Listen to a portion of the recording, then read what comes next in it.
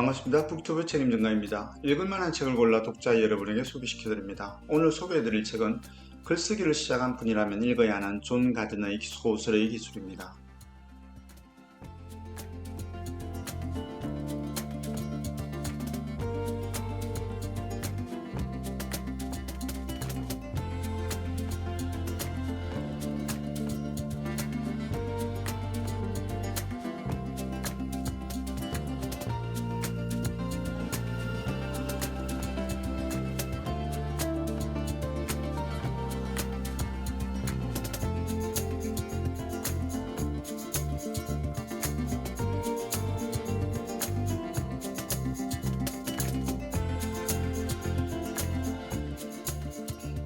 이상한 변호사 우영우가 어릴 때 자신을 버린 태수미 대표와 어떻게 갈등을 해소할지 궁금했습니다.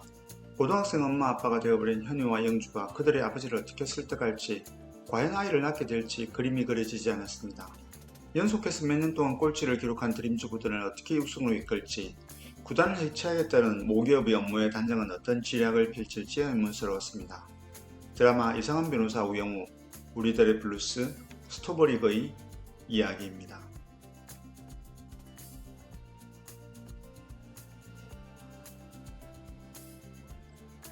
소설의 기술 저자 존 가드너는 우리가 책을 읽으며 세상이 어떻게 돌아가는지를 배운다고 하면서 구체적으로는 작가와 다른 모든 인간들과 공유하는 갈등은 어떻게 해결될 수 있는지, 우리는 어떤 가치를 긍정할 것이며 그에 따른 일반적인 도덕적 위험은 어떤 것인지를 알 수 있다고 했습니다. 앞에서 언급한 드라마를 보면서 저는 많은 것을 알게 되고 배웠습니다. 이야기가 주는 힘은 컸습니다. 지어낸 이야기에 저는 설득당하고 감동받았습니다. 소설의 기술은 이런 이야기를 어떤 방법으로 쓸 수 있는지, 잘 쓰려면 어떻게 훈련해야 하는지를 설명해주는 책입니다. 존 가드너가 1982년 오토바이 사고로 세상을 떠나기 전 수업 교재로 사용했던 내용을 집대성한 책입니다. 1부에서는 문의 미학 이론에 대하여 이야기하고 2부에서는 소설의 절차, 즉 글쓰기에 필요한 테크닉과 디테일, 흔히 저지르는 실수에 대하여 자세히 짚어줍니다. 끝부분에는 연습 문제까지 실렸습니다. 연습 문제만 살펴봐도 책과 본전은 챙기고 남습니다. 소설가 존경하는 추천사에서 작가가 된다는 게 무슨 의미인지를 이해하고 실제로 작가가 되는 데 대하여 진지하고 고집스럽게 풀어놓은 책이라고 소개합니다. 책 읽는 작가가 문해창작 강의를 시작하게 되었을 때 맨 처음에 찾아 읽었던 책이라고 합니다. 영미권 작가나 선생 중에서 이 책을 모르는 사람이 없다고 하니 이 책이 문해창작 분야에서 차지하는 가치와 중요성은 더 이상 말할 필요가 없겠습니다.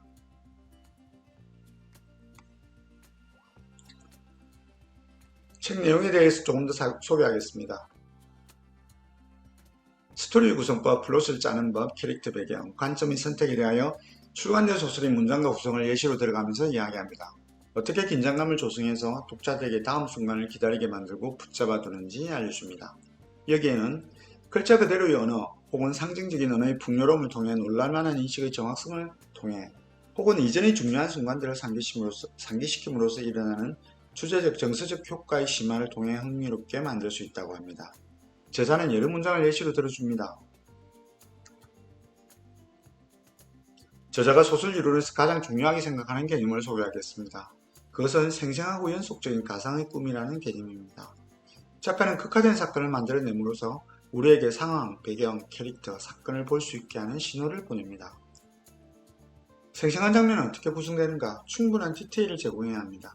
추상적인 말을 사용하는 것, 관찰자적인 의식을 통해 이미지를 불필요하게 필터링하는 일을 삼가야 합니다. 생생한 장면을 만들기 위해서 그녀는 알아챘다, 그녀는 보았다와 같은 문장들은 거의 사용하지 않아야 하며 대신 눈앞에 보이는 것을 직접적으로 제시해야 합니다. 저는 이 부분에서 얼마 전 읽었던 묘사의 힘이라는 책이 떠올랐습니다. 샌드라거스는 인물이 지금 슬프다고 말하지 말고 한쪽만 해진 초록색 인용 소파를 독자의 눈앞에 생생히 보여주라. 당신의 작품 속 한 장면이 독자의 마음에 영원히 남을지도 모른다고 하였습니다. 말하지 말고 보여주기, show, don't tell, 언제에게도 중요한 글쓰기 법칙이 되었습니다. 저는 이 책을 나의 글로 세상을 1mm라도 바꿀 수 있다면 이라는 책과 함께 구입했습니다. 두 권의 책은 제가 글을 잘 쓰고 싶은 욕심 때문에 읽게 되었습니다. 존 가드너는 저와 같은 작가 지명생에게 이렇게 충고합니다. 정통한 수준에 이르기 위해서는 수많은 책들을 탐독해야 하며 신중하게 글을 쓰되 꾸준히 자신이 무엇을 쓰고 있는지를 살아있게 평가하고 또 평가하면서 써야 한다는 말이다. 콘서트 피아니스트와 마찬가지로 작가에게는 연습이 곧 문제의 핵심이기 때문이다. 저는 이걸 읽고 제가 무엇을 잘못하고 있는지 알았습니다. 저는 많은 책을 읽고 꾸준히 이런저런 글을 쓰고 있지만 저의 글에 대한 평가가 부족했습니다. 어떻게 평가하고 체계적으로 연습해야 하는지에 대하여 더 생각해 봐야겠습니다. 또 하나 놓치고 있는 부분이 있었습니다. 가드너는 소설을 분석하는 법을 배우지 않고도 정말 잘 쓸 수 있을 거라는 생각을 하지 않는 게 좋다고 했습니다. 배우지 않고 잘 하려고 하지 말라는 말입니다. 저는 글 쓰는 법을 배우려고 노력하지 않았다는 것을 인정합니다. 그냥 열심히 글을 쓰면 되는 줄 알았습니다. 쓰다 보면 나만의 문장이 생길 줄 알았습니다. 배워야 합니다. 갈 길이 멉니다. 이 책은 소설의 기술이라는 제목이 붙었지만 저는 훨씬 많은 것을 배웠습니다.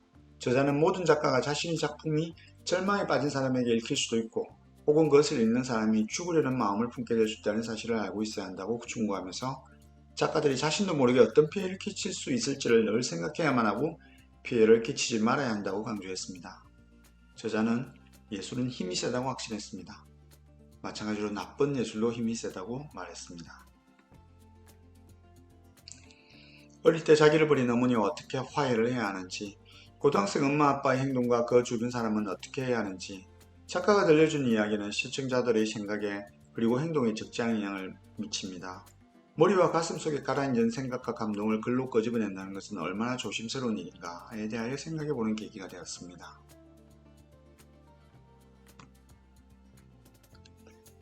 적당한 플랫폼에 존 가드너가 문제로 제시한 내용을 연습할 예정입니다. 첫 번째 문제는 다음과 같습니다. 소설에서 시체가 발견되기 직전에 등장하는 구절을 써보아라. 이 훈련의 목표는 독자를 이 구절에 빠져들게 함으로써 얼른 다음 장면을 보고 싶어 하도록 만드는 테크닉과 이 구절 자체가 갖는 흥미로 인해 그를 지금 이 구절에 붙들어 놓는 테크닉을 동시에 익히는 것이다. 이상으로 소설의 기술 책 소개를 마치겠습니다. 구독과 좋아요도 부탁드립니다. 감사합니다.